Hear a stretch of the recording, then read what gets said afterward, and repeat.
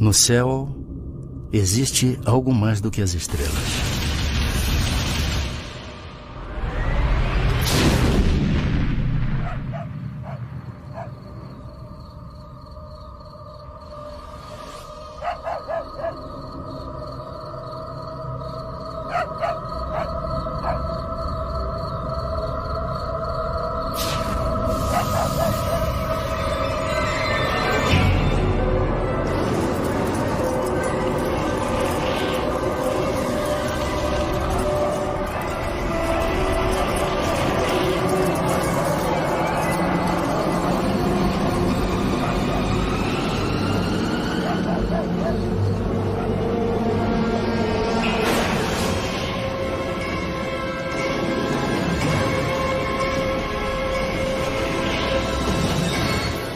Eles eram recebidos por um feixe de luz e que impedia que eles movimentassem qualquer parte do músculo, até para pedir socorro. E que, a partir daí, a dor se tornava insuportável e eles eram tomados de profunda fraqueza, como se eles estivessem sendo dopados. Outros moradores da região também veem a luz misteriosa e são atacados por ela. Correu uma vizinha. Eu, hein? Vou dormir aqui embaixo. Brisa lá em cima, tá super de mosquito. Ó, amanheceu, a gente pega o rumo. Precisa chegar cedo em Alcântara. E aí, Zé? Vai dormir no Carrefour? Vou arrumar meu campo por aqui. Precisando de um bom descanso hoje. Esse dia é cansativo. Esse foi. Amanhã, eu vou prender a âncora. Até amanhã. Vocês guardaram o peixe, gente? Eu guardei tudo. Olha lá, hein? Você quer cortar, deixando. Tu é morrer,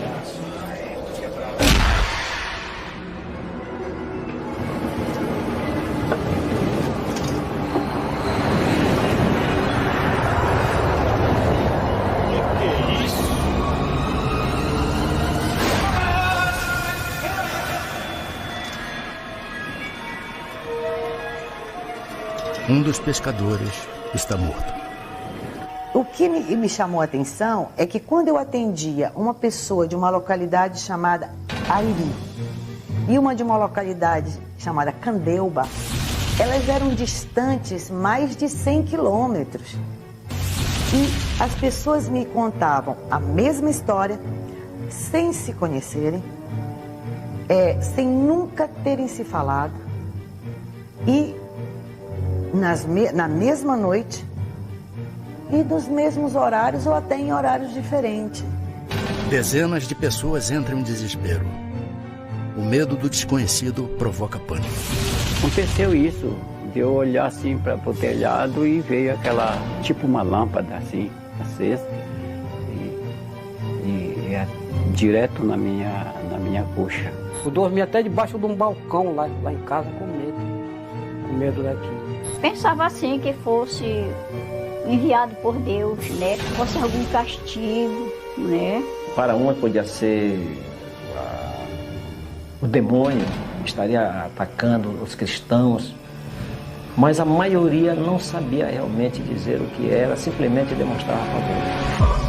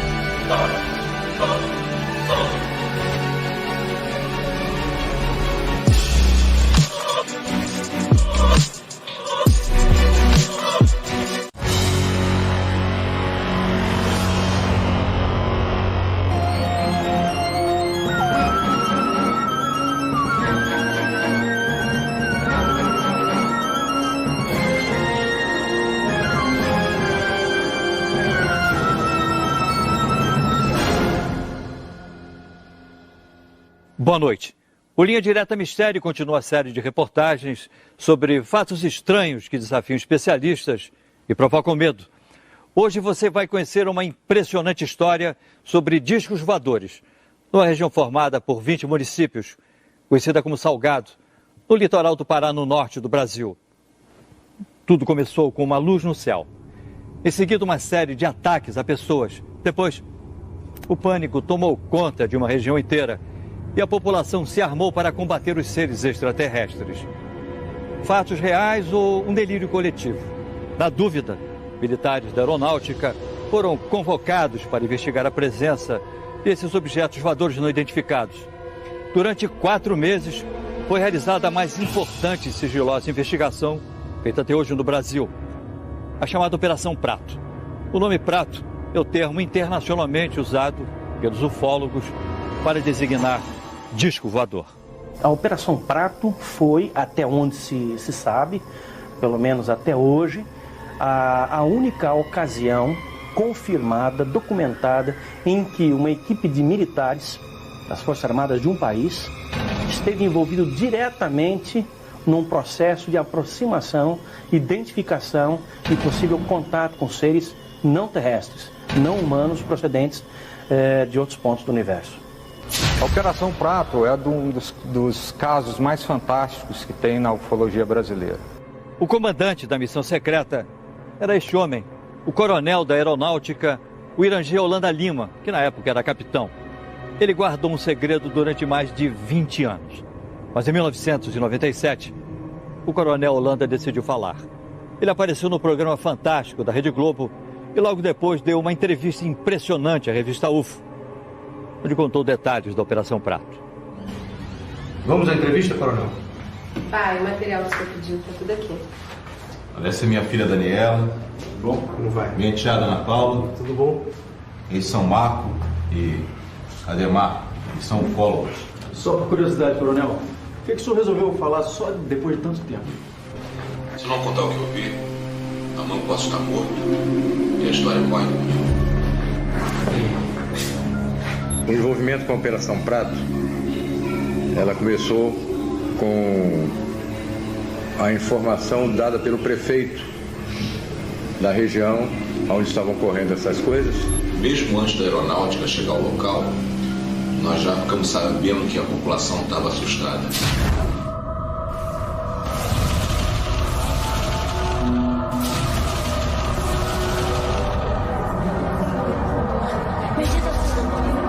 Clima de pânico.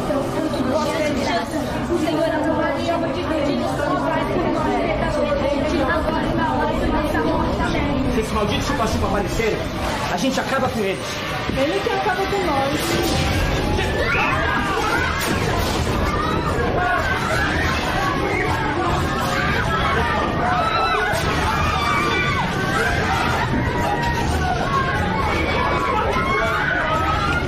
Qualquer buraquinho que tivesse, aquela luz passava e atingia a pessoa. E a arma nossa aqui, ela sabe que é pau, pedra, uma espingardadinha carregada pela boca.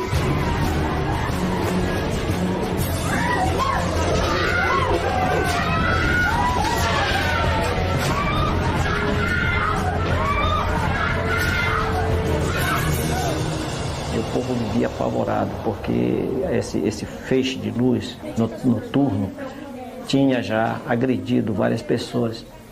A comunidade toda se amontoava em 3 casas apenas. Ficavam rezando, às vezes cantavam algumas canções religiosas. As pessoas em pânico, a unidade de saúde de Colares virou quase que um pátio dos milagres.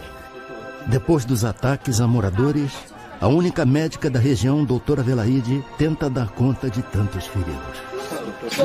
Doutora, ela não fala, ela não consegue andar. E vocês são de onde? Nós somos de Candeua, doutora. Candeua? Ela vai salvar a minha mulher, doutora? Olha ela aí, ó. Fica a mais de 100 quilômetros daqui. Olha só, olha pra isso, dona Adelaide, o que é isso? Maria, vai lá pra frente atender as outras pessoas, deixa que eu cuido dela, deixa que eu dou uma olhada. Essa luz, essa incidência vinha nas mulheres, preferentemente nas mulheres no seio esquerdo. Elas eram longilíneas, retas, extensas e largas, como se algo tivesse chapado existiam sempre dois orifícios paralelos e que você apertava e não desapareciam e ficavam elevadas, como se duas agulhas tivessem penetrado, que as queimaduras de uma pessoa necessitam de aproximadamente 96 horas para que a pele entre em necrose, fique enegrecida e entre em necrose. Só que as queimaduras que eram feitas nas pessoas, a necrose era imediata. Realmente eu fiquei espantado de ver o que eu vi naquelas pessoas. O que seria o resultado da atividade dessas luzes, que eles chamavam de chupa-chupa. E virou chupa-chupa, por causa desse chupando o sangue, chupa-chupa. Dezenas de famílias deixam a cidade, inclusive algumas autoridades. A médica, o prefeito e o padre decidem ficar. Não posso fazer mais nada. Mas se eu fosse vocês, eu também ia embora daqui o mais urgente possível. Com licença, obrigado. E a população de Colares foi tomada por uma crise, talvez assim, de pânico. E a cidade entrou num processo de esvaziamento. O medo era de chegar a um ponto de nós não termos mais medicamentos, alimentos a gente já não tinha, porque ela estava caminhando para um verdadeiro caos. E o que foi feito, coronel? Bom, a primeira providência foi mandar um grupo da aeronáutica ao local, tá? Para restaurar a ordem. E o senhor estava entre eles? Não. Nessa primeira fase eu estava em outra operação.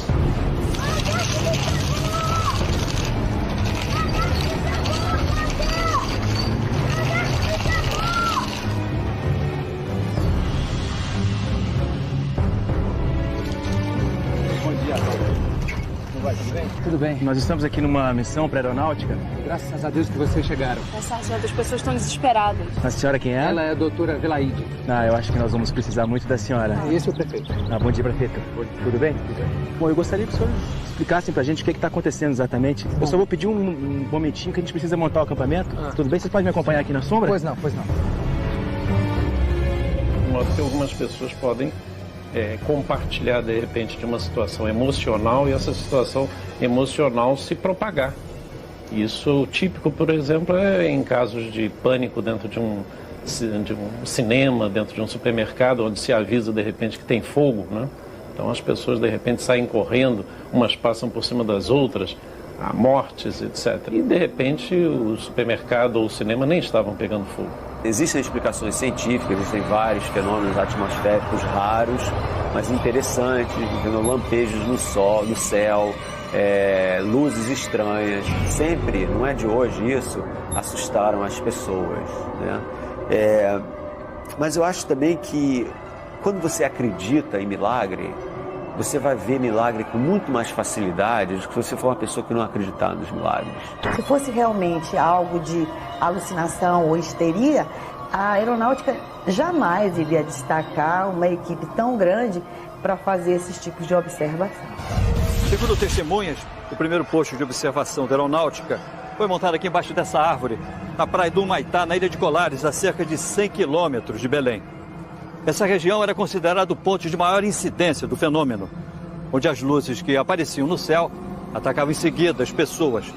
Naquela época, os civis foram proibidos de frequentar a base militar montada pela aeronáutica. Eles instalaram metralhadoras, metralhadoras antiaéreas, de fogo antiaéreo. Durante semanas, os militares acompanham o aparecimento dos objetos luminosos. Sargento, vem esse helicóptero.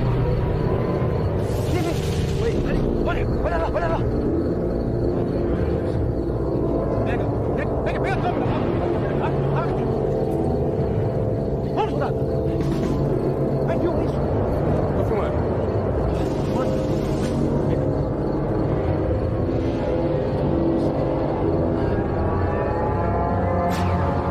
Tem 20 anos que eu converso com pessoas que dizem que têm contatos com seres, né, que se dizem extraterrestres, né? E a maioria dessas pessoas tem uma reputação que você não pode ir contra. Em algum desses sistemas deve haver um planeta com as condições que propiciaram a vida na Terra. Então, isso eu acredito. Agora, o contato é muito difícil, dadas as distâncias gigantescas. Você pode ir para um outro planeta, vamos dizer, a 50 anos-luz de distância daqui, né, e tem lá umas bactérias, uns protozoários, né, uns vírus de alguma forma, que não tem nada a ver com vida inteligente, né? Só o fato de você ter vida não significa que você venha a ter vida inteligente. Então como é que o senhor se envolveu com a Operação Prato? Não se chamava Operação Prato. Esse nome fui eu que dei depois.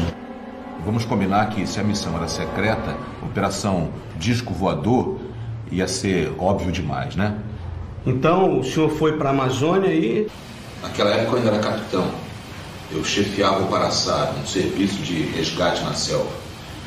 Eu tinha acabado de terminar um curso em Brasília e o comandante do primeiro Comar mandou me chamar. Segundo testemunhas, o relatório enviado pelos militares sobre o fenômeno das luzes impressiona o comando da aeronáutica.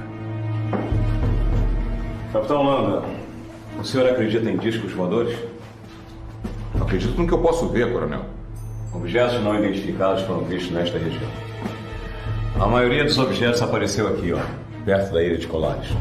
É um povoado com muita fé, mas sem nenhuma instrução. A maioria são pescadores e lavradores. E como é que eles estão reagindo? A nossa equipe enviou esse relatório. Leia, por favor. E um analista psicológico que fazia parte da própria operação, ele chegou a redigir um relatório assinando embaixo o seguinte, que se aquele fenômeno não cessasse, ou se alguma coisa não fosse feita para preparar aquela população para conviver com aquele tipo de situação, ele temia que os mais fracos de espírito, essas são as palavras do próprio relatório, passassem a buscar a autoaniquilação, ou seja, um processo de suicídio em massa. É impressionante, coronel. Parece até filme de ficção científica daqueles que... Mas não é. Capitão Landa, eu quero que o senhor assuma o comando desta missão. Entendido? Dispensável. Sim, senhor. Dura de Holanda era um cara bastante destemido, por isso até que ele foi escolhido. Ele tinha a noção muito clara de que objetos voadores não identificados existiam. Ele acreditava em vida em outros planetas e acreditava que os discos voadores realmente eram um fato legítimo. Mas ele não acreditava que os fenômenos que estavam acontecendo naquela região tivessem qualquer coisa a ver com discos voadores. O capitão Holanda chega à cidade. É a maioria aqui da região, capitão. E de algumas cidades próximas daqui. E as lesões são todas idênticas? É sempre assim, queimaduras, na vertical, com 2 orifícios paralelos. Doutor, esses ferimentos devem ter sido causados por algum tipo de inseto.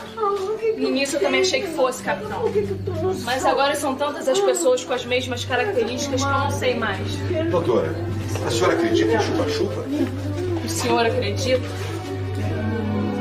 Eles me procuravam diariamente para saber o número de pessoas que eu tinha atendido, as entrevistava. Diziam que não era para se apavorar, que aquilo, né, devia ter vindo do céu, ou um planeta, uma coisa, aí ia confortando as pessoas, né?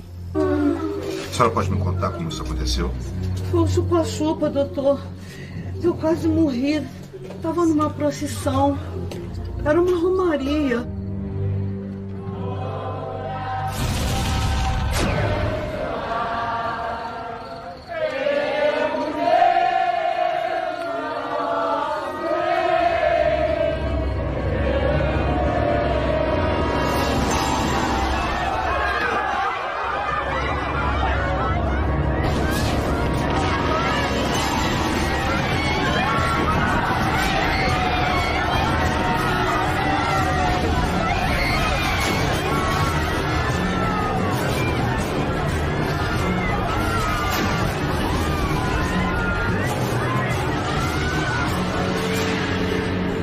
Chupa-chupa, moço.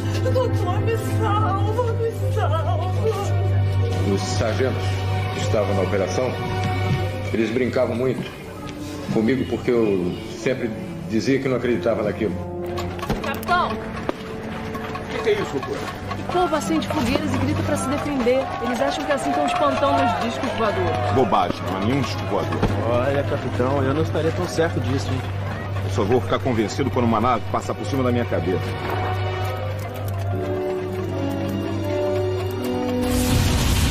A equipe de observação comandada pelo capitão Holanda era formada por mais de 60 pessoas, entre militares do serviço secreto, médicos e até psicólogos, que vieram à cidade com o objetivo de acalmar a população.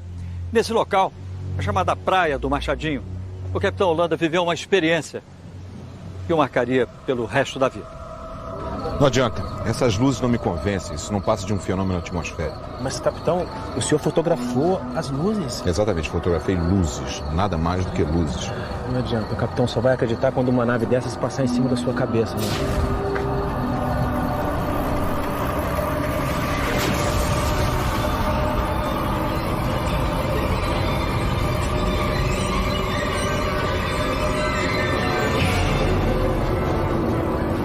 Em cima de nós um objeto muito grande, acredito que uns 30 metros de diâmetro, forma discoide preto.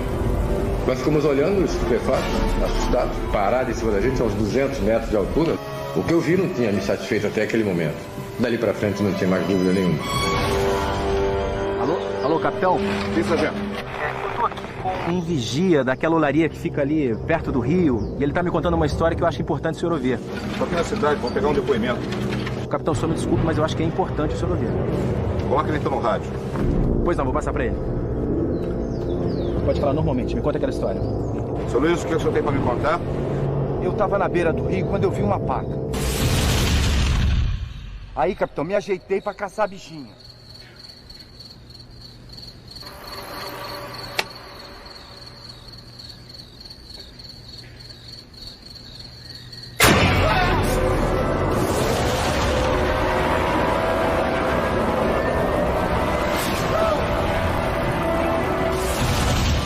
Pode levar até o local onde o senhor viu essas luzes?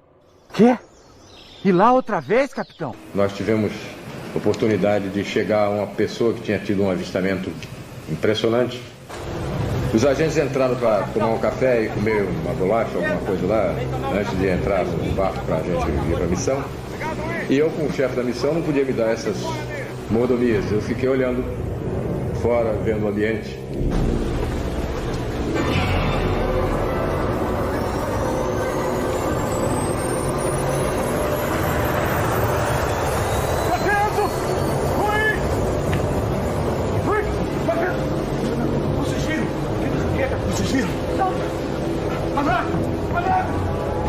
Mas tinha uma luz muito forte, verde e uma luz vermelha, e fazia um barulho como se fosse uma turbina, não era um barulho de um jato, era aquele silvio, um barulho assim. E ele mergulhou em cima de onde nós estávamos, na casa onde nós estávamos. Nenhum piloto faria uma coisa dessa, porque isso é morte certa.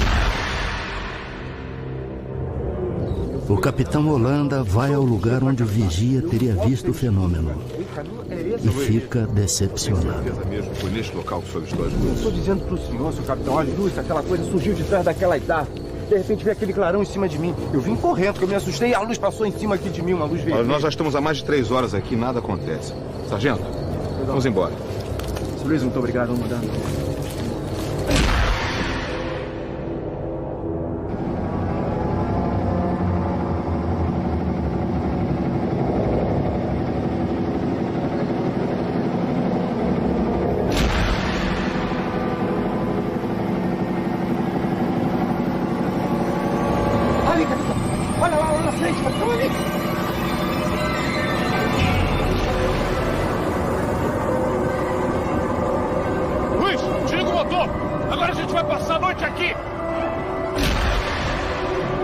Soldado!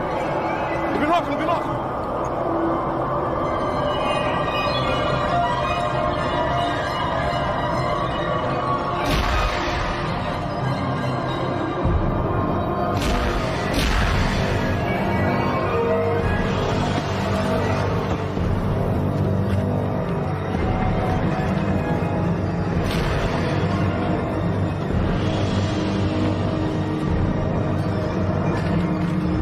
Tivemos a oportunidade de filmar um objeto pairando e dela saindo umas luzes pequenas que nós chamávamos de desova, mas voavam numa velocidade, entravam na mata, tiravam o rasante, coisas fantásticas. Brincavam conosco, a verdade é que eles brincavam conosco.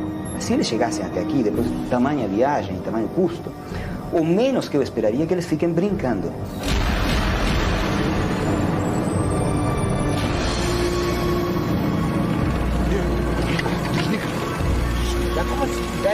Desliga que eu quero ouvir o barulho do aparelho.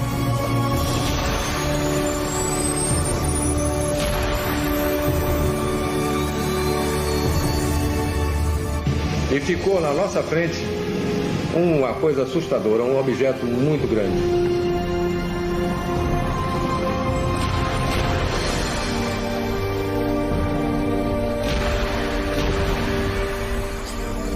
Ele deve ter acionado realmente alguma propulsão que não devia ser acionada próximo de nós, porque nos danificaria.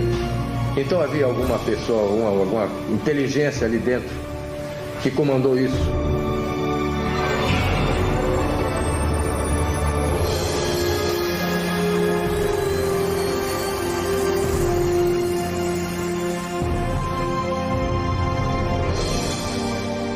E disparou com uma velocidade incrível para o firmamento e sumiu no meio das estrelas. Existem centenas de bilhões de outras galáxias, então eu sempre brinco que existe mais estrela no universo do que grão de areia na praia de Copacabana, sabe? Então você pega um punhado de grãos de areia e você fala, isso tudo aqui é estrela espalhada pelo universo, né? Só que até o momento não existe absolutamente nenhuma prova concreta de que nós fomos visitados por uma outra civilização inteligente.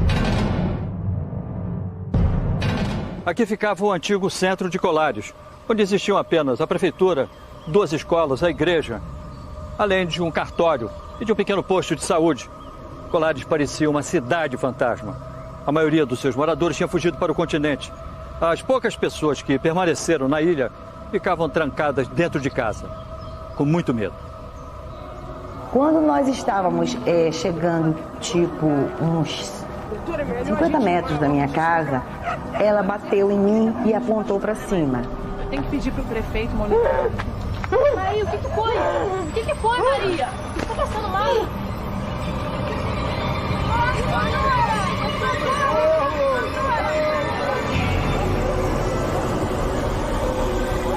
Esse é um objeto, mas tão próximo, e tão bonito. Até este momento, mesmo tendo atendido toda esta enormidade de habitantes atacados por este ser não explicável, eu ainda duvidava que realmente fosse alguma coisa que eu pudesse ver. Mais uma testemunha procura a aeronáutica em busca de ajuda. O morador Antônio Ferreira convence os militares a ir até o local onde teria avistado um disco voador.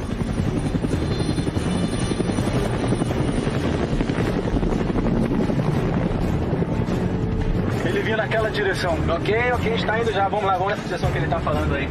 É um voo rumo ao desconhecido. Ele vinha naquela direção. Já entendi. Está indo pra lá. Aqui na frente. O que é isso? De repente, uma surpresa. O que é isso? O que é isso? Está acontecendo aqui. A aproximação com a nave provoca uma pane no helicóptero, mas os militares conseguem retomar o controle do aparelho.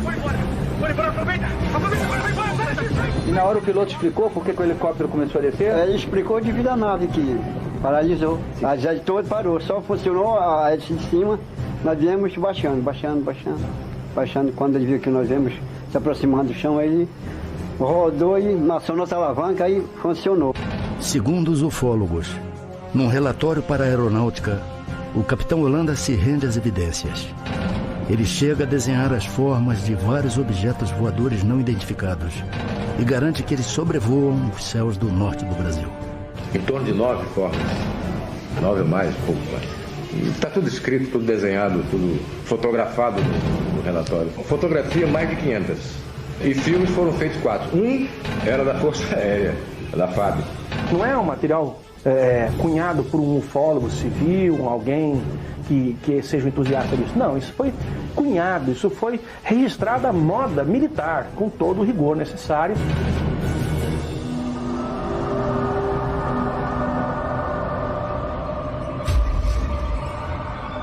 capitão Holanda se torna um homem obcecado pelos objetos luminosos.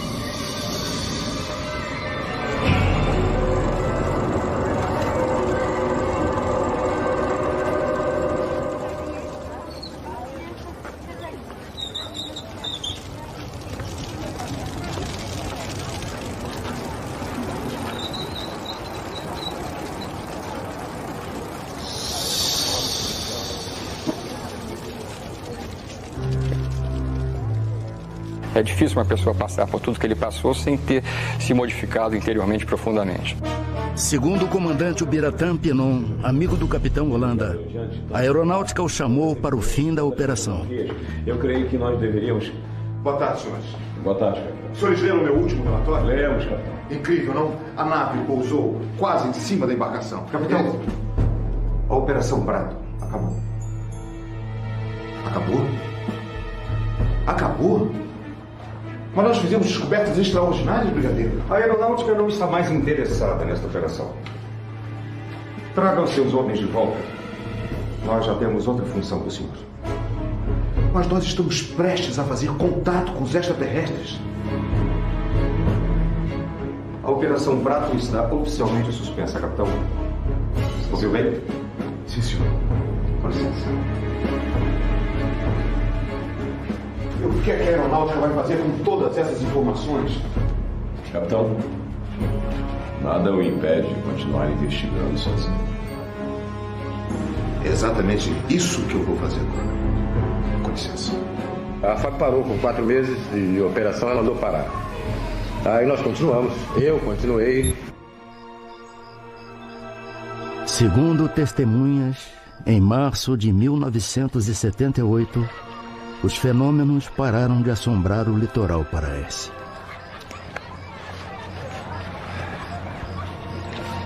Ainda procurando as naves, capitão? O senhor não desiste, hein? E a senhora já esqueceu, doutora? O que acontece é que eles nunca se afastaram daqui. Até hoje, eles continuam aparecendo. Acredito muito que eles estão entre nós, vivendo igual a nós, alguns deles, procurando uma maneira de nos conhecer melhor. Você não sabe se a pessoa que você está conversando é o alienígena ou não.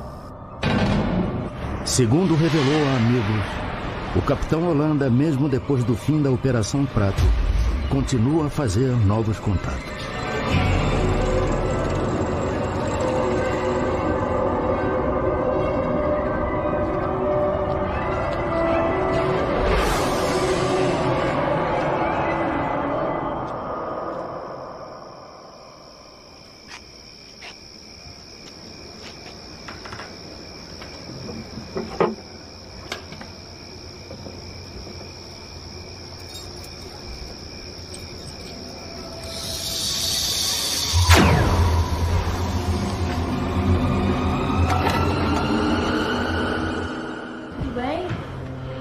Eu acho que tem que ter uma... Deixa eu ver por aqui.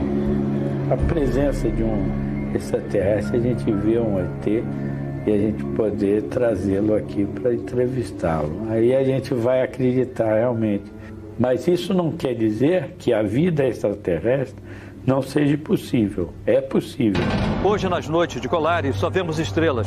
As poucas pessoas, na época, foram vítimas do fenômeno, que ainda moram por aqui, dizem que as marcas de queimadura sumiram com o tempo. O coronel Holanda manteve a sua missão em segredo até 1997. Aí então ele resolveu dar uma entrevista e contou tudo o que sabia. Coronel, e o que foi feito de todo esse material? Filmes, fotografias? Não sei. A aeronáutica recolheu tudo. Tá? Tudo foi encaminhado, foi entregue ao comandante de lá, encaminhado ao comando em Brasília. Eu não sei realmente onde está. Eu até brincava. Cadê o meu filme? Ah, tá guardado. Deve estar guardado até hoje. Coronel, o senhor não sabe como essa entrevista foi importante. Eu sei. Eu sei. Os ufólogos costumam dizer que a aeronáutica tem arquivos secretos sobre extraterrestres, sobre objetos voadores não identificados. Existe mesmo isso? Não, esse é objeto de ficção. Na realidade, não existe. A Força Aérea tem até um documento dizendo como os seus militares devem reagir em caso de um possível contato. E como deve ser o contato com a imprensa. E a primeira coisa que se fala, negue. Eu fiz parte da comissão sigilosa do governo brasileiro. O presidente era o brigadeiro José Vaz da Silva. A primeira pergunta que eu fiz a ele mesmo, mas por que o interesse dos militares pela ufologia? Ele disse, porque esse é um assunto de segurança nacional. E nós estamos interessados em conhecer da estratégia dos UFOs as intenções deles.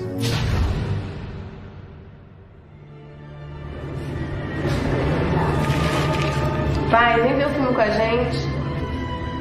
Pai, você tá bem?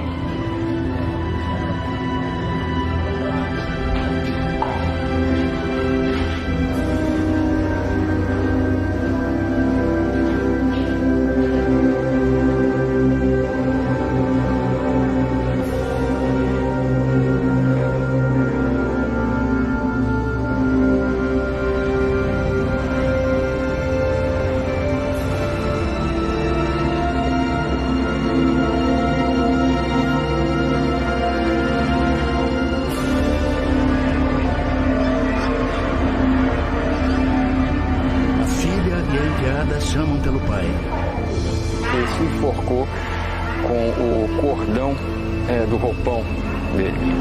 Ele amarrou numa parte alta da cabeceira da cama. Ele vinha sofrendo um processo depressivo que periodicamente se estabelecia de maneira mais acentuada há muitos anos. Pode todo mundo dizer que o Holanda praticou um suicídio. Eu não vou acreditar em suicídio de jeito nenhum. E acredito que por um motivo qualquer, acontece algo com as pessoas que vão além dos seus conhecimentos ou falam algo de que não estão autorizados a falar. O renascimento dessa questão veio mais ou menos no final do século XIX com um astrônomo americano chamado Percival Lowell, que tinha um certo fascínio com Marte. E na época, 1870, 80, o telescópio mostrava Marte como se tivessem umas linhas que ele interpretou como sendo canais construídos por uma civilização inteligente marciana que estava morrendo de sede, uma espécie de canal de irrigação, né? Isso daí fez um tremendo de um sucesso. E essa ideia de que os marcianos não só eram inteligentes, mas agressivos, tomou então corpo. A Operação Prato se tornou um evento estudado pela ufologia internacional. Holanda chegou a ser procurado por ufólogos de vários países, entre eles o americano Bob Pratt, um dos maiores especialistas do mundo em OVNIs e que já esteve no Brasil 13 vezes para fazer pesquisas. Há casos pontuais de ataques de pessoas por objetos voadores não identificados em vários lugares do mundo, mas na intensidade, com a gravidade, com a proximidade e no número que nós verificamos na Amazônia, nunca, jamais nada semelhante aconteceu em lugar algum do mundo. Em vários cantos do planeta, as pessoas continuam a se surpreender com objetos voadores não identificados. Agora, de fenômeno que você tem, que é registrado em vídeo ou registrado em foto, é muito difícil você colocar uma hipótese que não seja fraude, má interpretação, né? Porque você justamente não tem, né, o controle da hora que aquilo estava sendo feito, né? Então esse é um problema. Você não tem nada que você chegue e fale, não, esse aí é incontestável, isso não existe. Por que eles vieram à Terra sugar sangue de brasileiro e não de africano? Não sei. A ufologia é um pacote de perguntas e isso é que deve ser levado a conhecimento das novas gerações, porque nós temos excelentes jovens superdotados. Nós adoraríamos ter contato com uma civilização extraterrestre, porque nós somos justamente as pessoas que gostam do mistério, de explorar o desconhecido. Então, quando vem essa grande surpresa, né, das descobertas, para nós é o máximo, né? Mas a gente também tem que tomar cuidado, né? Porque a gente não pode se iludir com provas falsas. Todo mundo ficava com medo desse chupa-chupa. Isso não é lenda não, seu Moacir? Não, porque lenda é mentira, né? Não, mas isso não é mentira não, isso é verdade. Foi verdade mesmo. Mira, Min, vai para as antenas. Min, vai para as antenas. Em maio deste ano, pela primeira vez, a Aeronáutica aceita receber ufólogos em sua sede em Brasília. O objetivo da visita é pedir a abertura dos arquivos sobre discos voadores. O comando da Aeronáutica não quis gravar entrevista sobre a Operação Prato, mas aceitou responder a perguntas por escrito. O Linha Direta encaminhou 30 perguntas. Em resposta, o Centro de Comunicação Social da Aeronáutica limitou-se a enviar uma nota ao programa. Segundo a Aeronáutica, a visita do grupo de ufólogos foi realizada para mostrar a eles o trabalho da Força Aérea Brasileira na área de defesa e controle do espaço aéreo nacional. Sobre a Operação Prato, continua a Aeronáutica. Pode-se imaginar que a Aeronáutica realiza investigações científicas a respeito de todo tipo de fenômeno aéreo. Na verdade, o comando da Aeronáutica não dispõe de uma estrutura especializada para empreender tal atividade. Com relação à Operação Prato, o comando da Aeronáutica possui apenas registros baseados em dados que teriam sido repassados por um dos participantes dessa atividade.